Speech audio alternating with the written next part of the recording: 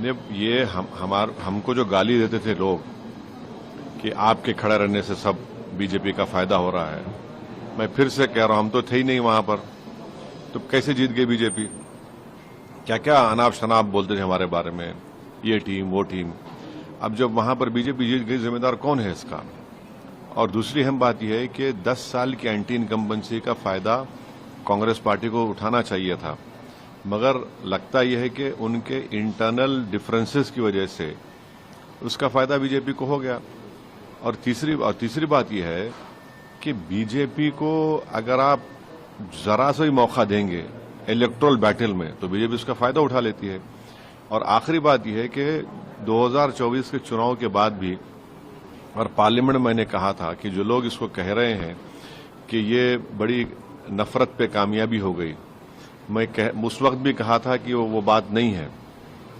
तो बीजेपी की ये कामयाबी को अब जो हो रही है अभी, इसके जिम्मेदार कौन है? तो ये है असल। कांग्रेस पार्टी पे निशाना नहीं, निशाना नहीं है भाई। मेन अपोजिशन तो आप ही है वहां पर।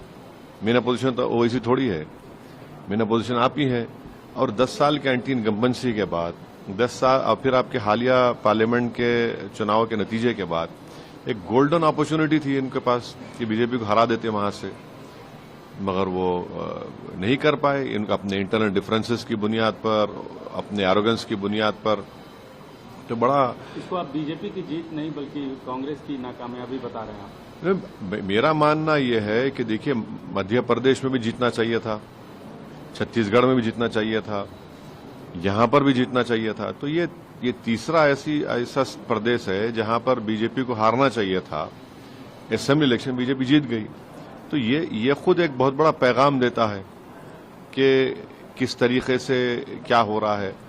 तो जहां तक मेरा ताल्लुक है, हमारी पार्टी हम तो डिसाइड के नहीं लड़ेंगे, पर इतने बड़े लोग इस पार्टी के मुझसे भिजाए लोगों के आप चुनाव लड़िए, बोला नहीं लड़ेंगे हम अब चुनाव लड़ेंगे, अपनी तरीके से लड़ेंगे।